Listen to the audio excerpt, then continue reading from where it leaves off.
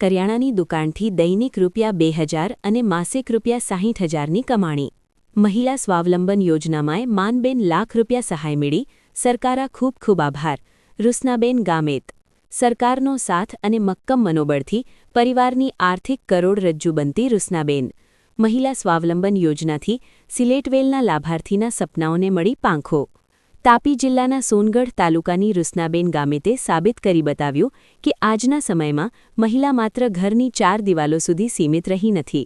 જો મનોબળ મક્કમ હોય અને સરકારનો સાથ મળે તો પ્રગતિના દ્વાર જરૂર ખુલે છે। આર્થિક આઝાદીની દિશામાં તાપી જિલ્લાના અંતરિયાળ વિસ્તારની મહિલાઓ પણ હવે પાછળ નથી। સોનગઢ તાલુકાના સિલેટવેલ ગામની રૂસનાબેન ગામિત મહિલા સ્વાવલંબનનું જીવંત ઉદાહરણ છે।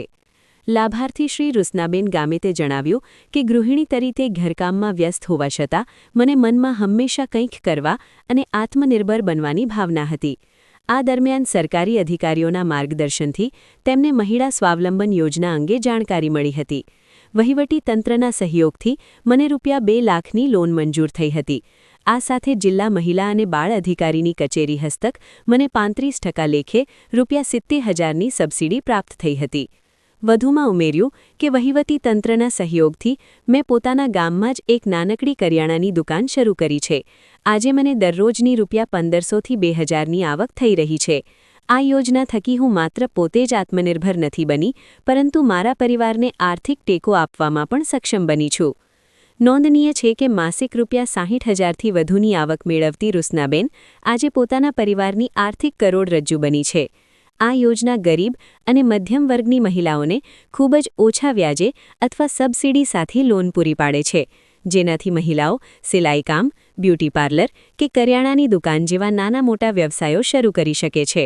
મારું નામ ગામિત રોશનીબેન રણજીતભાઈ છે। હું સોનગઢ તાલુકાના સિલેટવેલ ગામની વતની છું। મેં મહિલા બાળ અને મહિલા અધિકારી શ્રી કચેરીના સ્વાવલંબન યોજનાનું ફોર્મ ભરેલ છે, જે મને અધિકારીઓ તરફથી આ ફોર્મની માહિતી મળેલ છે, જેમાં મને ₹2 લાખ ની લોન મળેલ છે, જેમાં હું 35% 70,000ની સહાય મળેલ। તેમાં મેં કરિયાણાની દુકાન કરેલ છે, જેમાં મને અંદાજિત 1,500થી 2,000ની રોજની આવક થાય છે, જેમાં હું મારું અને મારા પરિવારનું ગુજરાન ચલાવું છું અને બાળ અને મહિલા અધિકારી શ્રીને તેમજ સરકારશ્રીનો આભાર માનું છું।